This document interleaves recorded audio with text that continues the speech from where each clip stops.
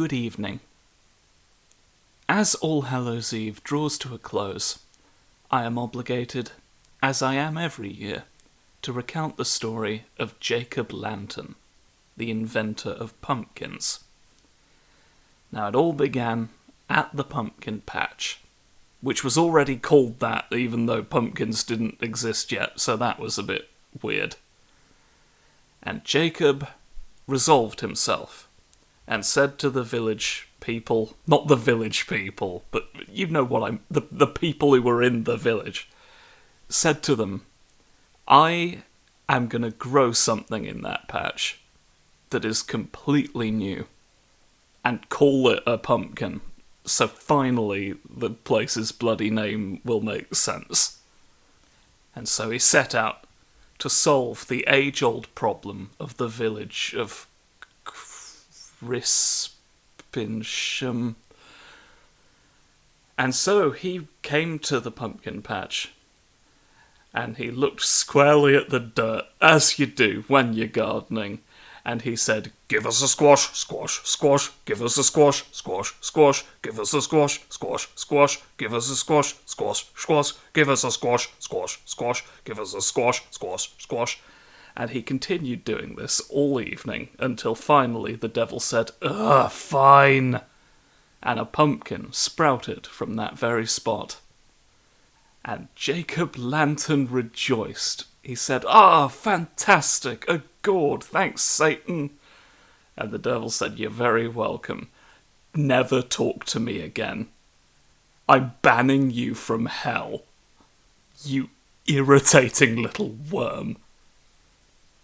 And so Jacob hurried home with his new fruit? They are fruit, aren't they? It doesn't seem like it should be a fruit, but I wouldn't know. I'm not a lawyer. And he showed all of the townsfolk this marvellous creation. And he said, "Oh, look at that. Isn't it great? It's orange." And the townsfolk said, "Yeah, it's I'm not really sure what to do with this. It's quite big. Thank goodness that we still do communal cooking at this point in history." And so everybody rejoiced. And to this day, we honour the works of Jacob Lantern every year by going to other people's houses and harassing them until they give us something we want. Now, many years passed, and one day Jacob suffered a terrible basketball injury and was decapitated. And he found himself in front of St. Peter's pearly gates, and he said, "Oh, St. Peter, look at you over there." Like you have to when you die. And St. Peter said, "Yeah, do you remember that thing with the pumpkins? You see, and it's kind of funny if you think about it. That technically counted as a deal with the devil, and we're not big on that up here, so yeah, I'm afraid I can't really let you in." And Jacob said, "Oh, well, the devil kind of banned me from hell, though, so what happens now?" And St. Peter replied, "Well, do you repent? Do I repent for making pumpkins?" Shit yourself, that's not a real sin. And St. Peter simply said, "Well, them's the rules, there's nothing I can do for you. Don't let the door hit you on your way back down." There wasn't a door, but it seemed petty to bring that up, so he just left. And so now, he's stuck on Earth, wandering around without a head. Now, the devil has been eating a Scotch egg and watching this entire conversation unfold, and he says, well, somebody's popular." And Jacob replied, "Could you not, mate? This is really small of you right now.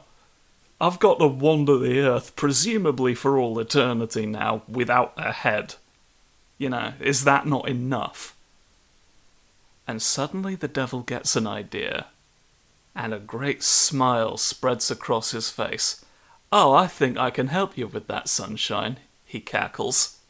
And so he picked up one of Jacob's pumpkins, which is where the expression "the devil picks up pumpkins" comes from. And, hollowing it out, he carved a great grinning face onto the side of the pumpkin and placed it on Jacob's neck stump. "There you go," laughed the devil, beaming at the irony of it all. "You look happier already." Yes, very funny," said Jacob. "Look, a joke's a joke, but I still can't see where I'm going. This doesn't fix the problem." And the devil said, "All right, fair enough." And he lit a candle and placed it on the inside of Jacob's new pumpkin head to light things up so he could see better. And Jacob said, "Thank you. Was that so bloody difficult?" And then he wandered off into the night. He's still kicking about out there somewhere. We're not sure what he's up to these days, but every year we decorate our homes with effigies of his own makeshift face, which is a bit fucked up if you think about it, but if we didn't do that, then the pumpkins wouldn't be able to see what was going on, so it's sort of a necessary evil. Anyway, I think I just heard one of the doctors raise the alarm, so I've got to get a wriggle on. Take care of yourself, and remember, you never saw me.